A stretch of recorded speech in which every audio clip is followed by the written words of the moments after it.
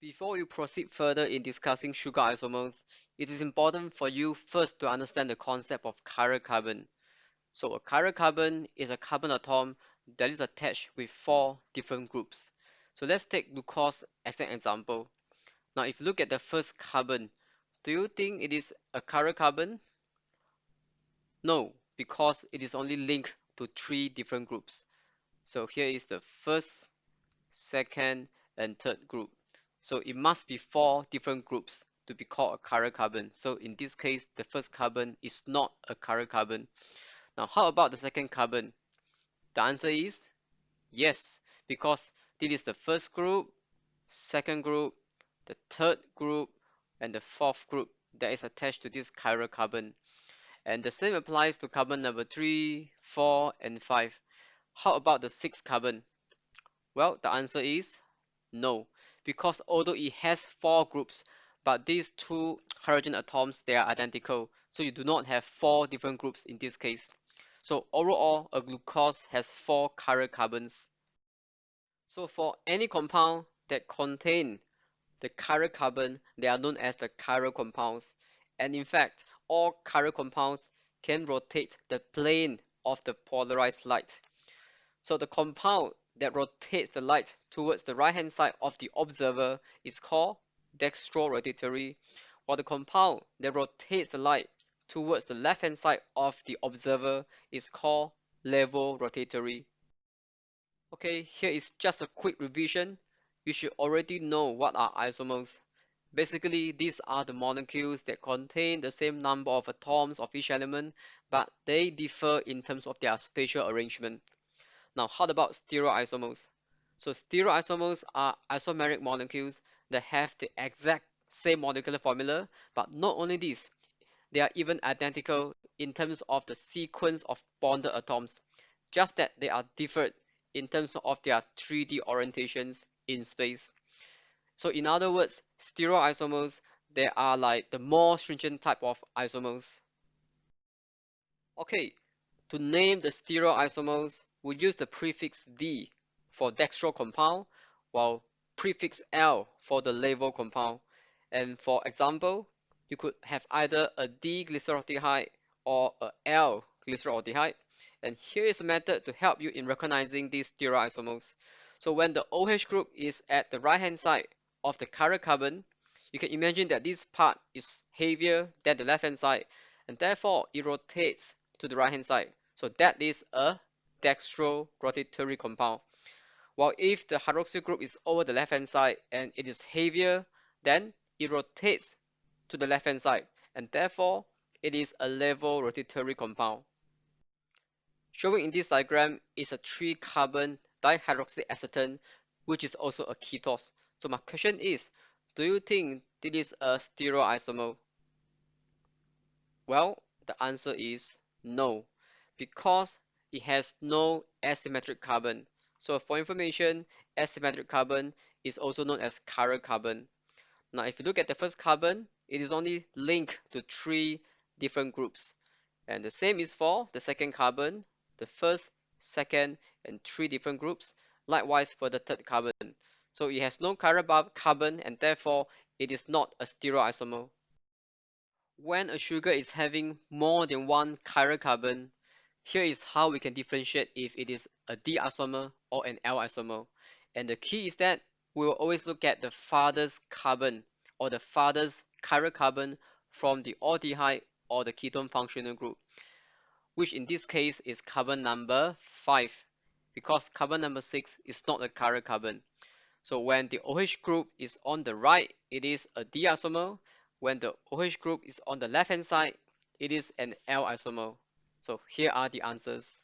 So this one is a D glucose, while this one is an L glucose.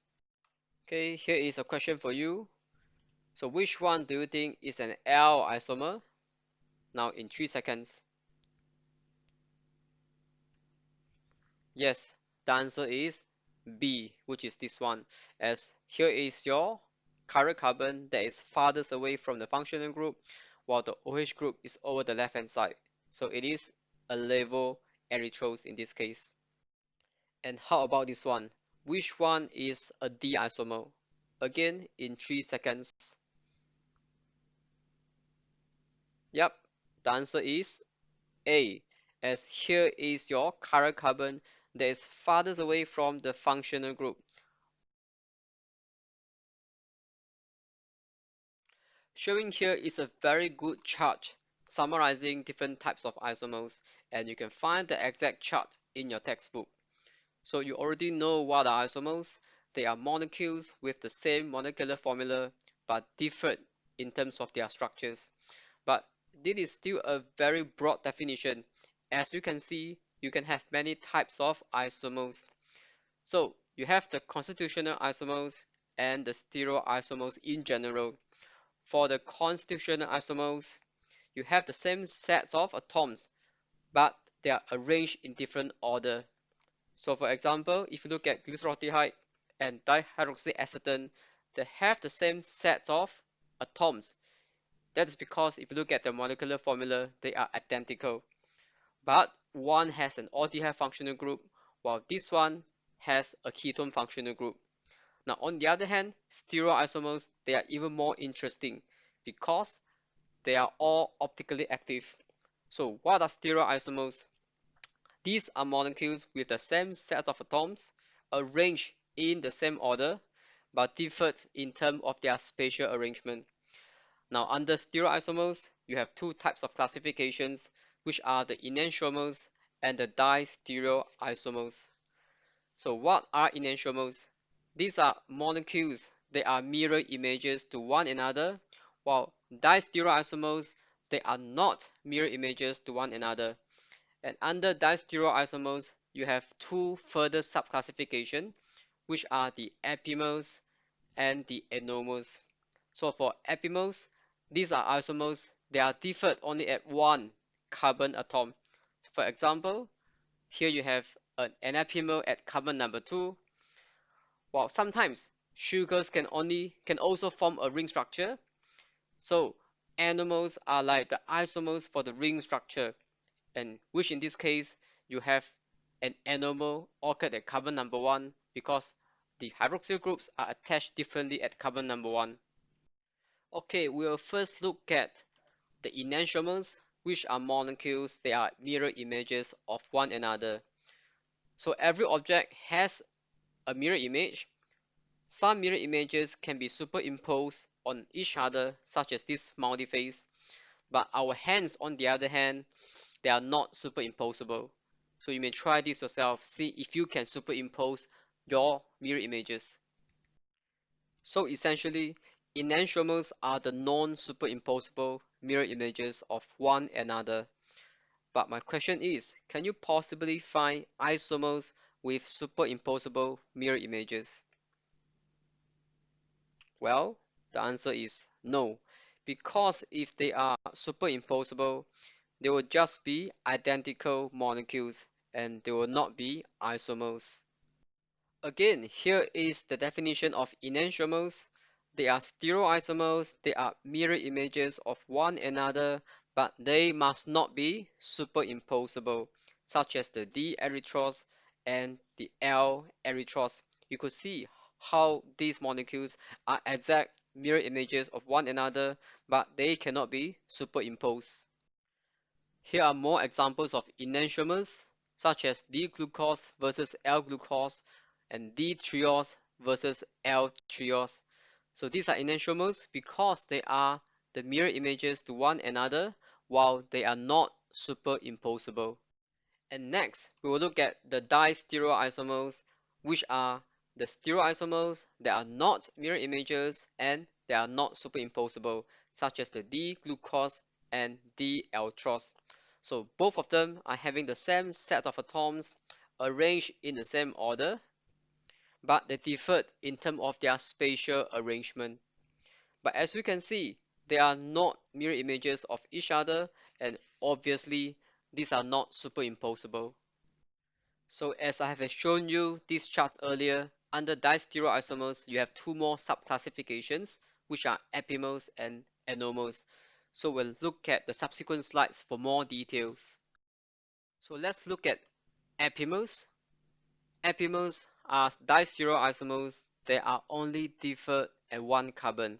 Now, if you look at D-mannose and D-galactose, both of these molecules are the epimers for glucose molecule because both of them are identical to a glucose molecule except at one carbon.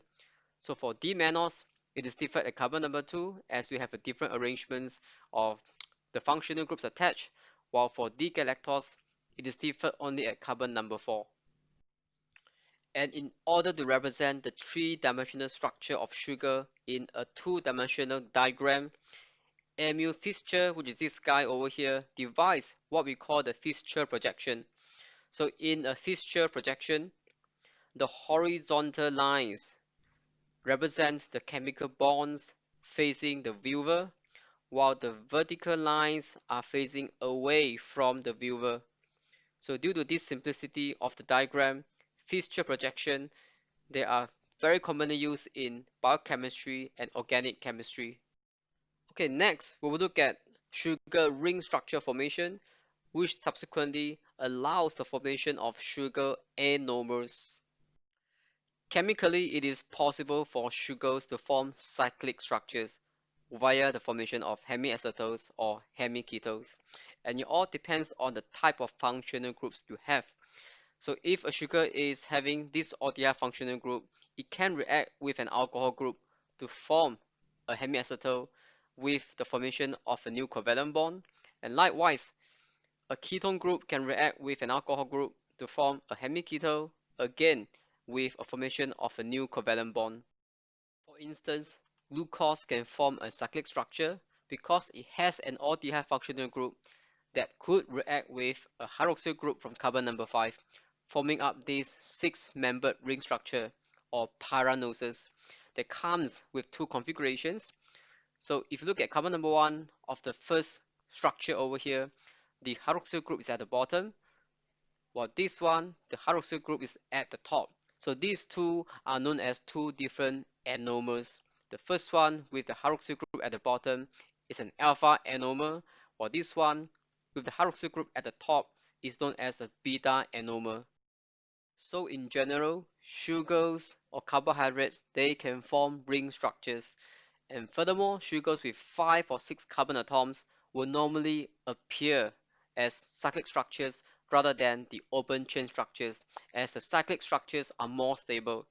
So for a 5-membered ring structure, we call it a furanose because it is similar to a furan molecule, while for the 6-membered ring structure, we call it pyranose because it is similar to a pyran molecule. So if you look at any typical glucose solution, you only have less than 1% of straight chain or open chain glucose structure, while the rest are cyclic structures, which could be alpha anomer or beta anomers in different ratios. And last but not least, we will look at anomers, which is another type of distereoisomers. So with the formation of a ring structure, there is an addition of a new chiral carbon at carbon number 1 because the hydroxyl groups can be attached at two positions, which is at the bottom or on the top of carbon number 1. So when the OH group is at the bottom, again it is called an alpha anomer, while when the OH group is at the top, it is known as a beta anomer. Okay, here are examples of anomers. You have beta D-fructose. Beta refers to the anomer, while D refers to the dextrorotatory compound of fructose. Now, when the ketone group is reacting with carbon number 6, it can form this 6-membered fructopyranose structure, while when the ketone group is reacting with carbon number 5, it will form a 5-membered fructofuranose structure. And do you know that honey is sweet due to the presence of this fructopyranose? And upon heating, some fructopyranose will transform into fructofuranose, which is less sweet. And therefore, for the same amount of honey, a cup of cold honey is often sweeter than a cup of warm honey, but they do have the same amount of calories. Okay, here is another example of anomers, which in this case is the D-ribose. So you can see that this ring structure is the building block for RNA. To represent the ring structure of sugars, we use Harvard projection, which is different from the Fischer projection. And in Haber projection, sugars always appear as flat ring structure, such as the blocks in the pavement. However, this is not real, as you cannot find any flat ring structure in nature. So in nature, cyclic monosaccharide exists as chair conformation with carbon 4 pointing upward while carbon number 1 pointing downward. So they are known as the axial position, while the rest are having this equatorial position, which means they are pointing horizontal. While in the center, you will have a square flat surface. So does it look like a chair to you? Well, you might need some visual aid. How about now? Just in case if you are not convinced, this looks exactly like a picnic folding chair. So as a conclusion, cyclic monosaccharide exists as the chair conformation in nature, and this chair conformation is still considered as a ring structure. So showing here are the chair configurations of glucose isomers. The first one is an alpha D-glucose, while the second one is an alpha L-glucose. As you can see, the alpha D-glucose is an opposite of the alpha L-glucose because all the side chains are being switched. Can you see that? H, OH, OH, H, OH, H, H, OH, and so on. Now, how about the third structure? Now, a third structure is a beta D-glucose. You can tell this by look at the carbon number 1, as these two are the anomers of the D-glucose. So for this one, it is alpha because the hydroxyl group is at the bottom at carbon number 1, while this one is a beta anomer because the hydroxyl group is at the top of carbon number 1. And similarly, for this fourth structure, it is a beta L-glucose, and we know this by looking at the configurations at carbon number 1. So not only this, when you are presented the structure of the chair configurations, you must be able to identify the carbon number. So where is carbon number 1, 2, 3, 4, 5, and 6? So you must be able to tell this.